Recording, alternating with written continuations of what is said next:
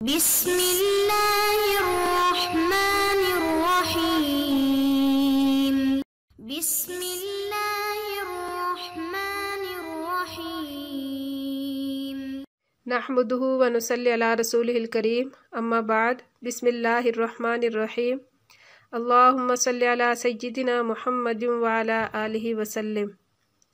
سبق کی ابتدا کرتے ہیں۔ حدیث مبارک ہے ان الولد مبخلۃ مجبنۃ۔ مشکل الفاظ کے معنی مبخلۃ بخیل بنانے والی، مجبنۃ بزدل بنانے والی۔ حدیث مبارک کا ترجمہ بے شک اولاد بخل اور بزدلی کا سبب ہوتی ہے۔ حدیث مبارک کی تشریح۔ حدیث مبارک میں دو باتیں بیان فرمائی گئی ہیں۔ پہلی یہ کہ انسان کی اولاد اس کے لیے بخل کا سبب بن جاتی ہے، کیونکہ باپ اپنی اولاد کے لیے سب کچھ کرنے کے لیے تیار رہتا ہے،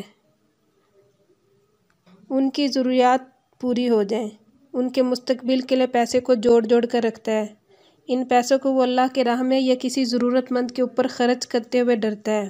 یہ سب اولاد کی محبت کرواتی ہے، اس لیے فرمایا کہ اولاد بخل کا سبب بنتی ہے۔ دوسرا یہ کہ انسان کی اولاد اس کے لیے بزدلی کا سبب بھی بن جاتی ہے۔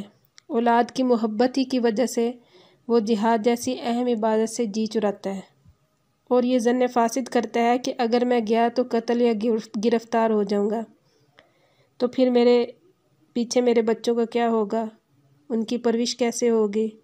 ان سب باتوں کو سامنے رکھتے ہوئے وہ اس عظیم نیکی سے محروم ہو جاتا ہے۔ اسی وجہ سے آپ صلی اللہ علیہ وسلم نے فرمایا کہ بچے بخل اور بزدلی کا سبب ہوتے ہیں۔ حدیث مبارک کی ترکیب۔ ان حروف مشبہ بالفعل اسم، مبخلۃ خبر اول، مجبنۃ خبر ثانی۔ ان اپنے اسم اور دونوں خبروں سے مل کر جملہ اسمیہ خبریہ ہوا۔ حدیث مبارک ہے ان الصدق طمانینۃ وَإِنَّ الْكِذْبَ رِیبَةٌ۔ مشکل الفاظ کے معنی طمانینۃ مطمئن ہونا، ریبہ شک بے قراری، جمع ریب آتی ہے۔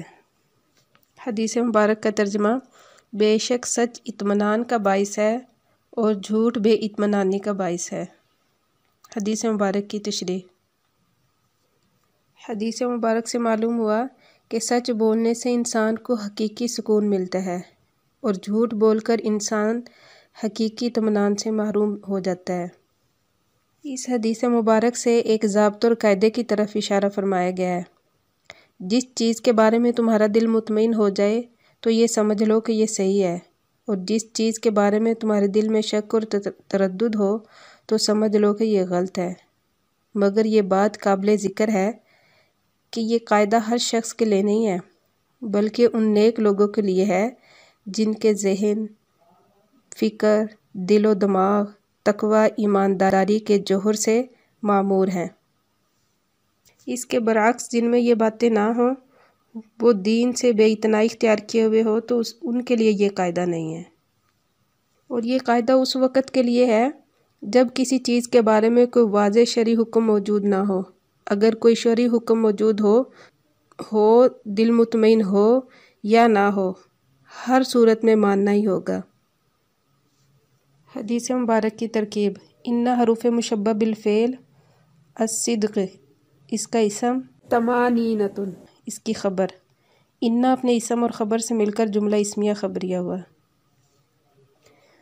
وَإِنَّ الْكِذْبَ رِیبَةٌ۔ ان حروف مشبہ بالفعل الکذب، اس کا اسم، ریبۃ اس کی خبر۔ حروف مشبہ بالفعل اپنے اسم اور خبر سے مل کر جملہ اسمیہ خبریہ ہوا۔ حدیث مبارک ہے ان اللہ تعالی جمیل یحب الجمال۔ مشکل الفاظ کے معنی جمیل باب کارما سے بمعنی خوبصورت ہونا، یحب باب سامیہ سے باب کارما سے محبوب ہونا، اور باب زاربہ سے پسند کرنا۔ حدیث مبارک کا ترجمہ بے شک اللہ تعالیٰ جمیل ہیں اور جمال کو پسند کرتا ہے۔ حدیث مبارک کی تشریح۔ بعض علماء اس حدیث کا مطلب یہ بیان فرماتے ہیں کہ اللہ تعالیٰ اپنی ذات و صفات میں اوصاف کاملہ سے موصوف ہے، اور تمام ظاہری و باطنی حسن و جمال اسی کے جمال کا عکس ہے۔ تو حسن و جمال حقیقی بس اسی پاک ذات کا خاصہ ہے، اس لیے فرمایا گیا کہ اللہ تعالیٰ جمیل ہے۔ بعض جمیل کا معنی یہ لیتے ہیں کہ اللہ تعالیٰ اپنے بندوں کا اچھا کارساز ہے۔ بہر حدیث میں اللہ تعالیٰ کے جمیل ہونے کو بیان کیا گیا ہے، اور اللہ تعالیٰ کی خوبصورتی کا اندازہ اس کی مخلوق کو دیکھ کر لگایا جا سکتا ہے۔ اس حدیث کا ایک مطلب ملا علی قاری رحمۃ اللہ علیہ بھی بیان فرماتے ہیں کہ اللہ تعالیٰ نے اپنے بندوں پر جمال یعنی نعمتوں کا اثر دیکھنا چاہتا ہے۔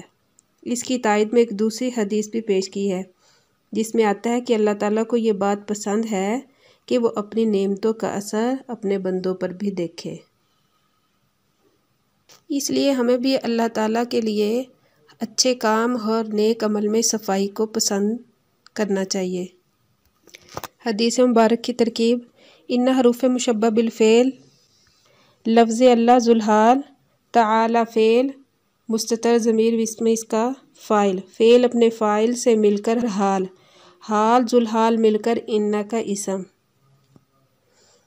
جمیل خبر اول، یحب فعل، مستتر ضمیر اسم اس کا فاعل، الجمال اس کا مفعول، فعل اپنے فاعل اور مفعول سے مل کر ان کی خبر ثانی، ان اپنے اسم اور دونوں خبروں سے مل کر جملہ اسمیہ خبریہ ہوا۔